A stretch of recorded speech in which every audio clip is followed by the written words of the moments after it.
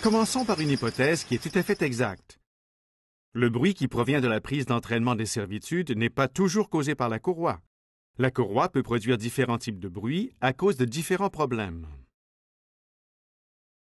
On croit parfois tenir la solution en installant une courroie neuve, mais si l'on n'inspecte pas la prise d'entraînement et que l'on ne règle pas certains problèmes comme le désalignement et la tension, le bruit reviendra et le client mécontent aussi.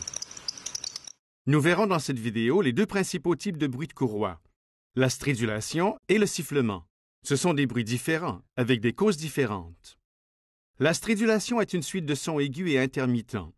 À mesure que la vitesse de la courroie augmente, le ton et le volume de la stridulation deviennent constants. La stridulation résulte le plus souvent d'un désalignement entre des poulies consécutives dans la prise d'entraînement. Elle peut aussi provenir d'une mauvaise installation, de l'usure extrême des stries de la courroie, de l'usure des roulements de poulies qui entraînent un battement ou une oscillation, ou d'une contamination par un liquide. La stridulation est plus fréquente dans les prises dotées d'une courroie à rainures multiples que dans les prises à courroie en V. Le désalignement, qui est la cause la plus courante de la stridulation, peut être axial ou angulaire. Le désalignement axial est plus commun, mais il faut vérifier les deux.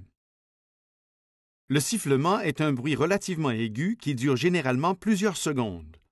La hauteur du son ne change pas, mais le volume peut varier suivant la vitesse de la prise d'entraînement. C'est le type de bruit le plus courant pour une courroie. Il peut être continu, mais il peut aussi être intermittent et changer selon l'accélération ou l'augmentation de la charge due aux servitudes, par exemple lorsque le compresseur de climatisateur embraye.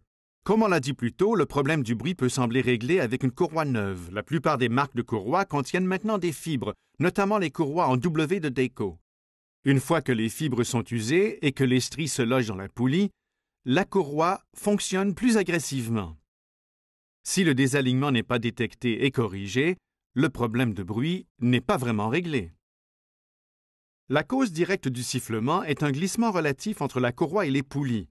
Ce glissement résulte habituellement d'une faible tension de la courroie, soit que celle-ci n'a pas été assez serrée durant l'installation, que la tension a diminué à cause du relâchement ou de l'étirement de la courroie, ou que les flancs de la courroie sont usés. Le glissement peut aussi survenir à cause d'une charge élevée due à la résistance au roulement ou d'une servitude qui est sur le point de faire défaut, ou si la charge des servitudes est trop élevée, ou si elle n'est pas suffisamment enroulée sur la poulie entraînée. L'apprait de courroie ou la contamination par l'huile, l'antigel ou d'autres lubrifiants peut également provoquer un glissement.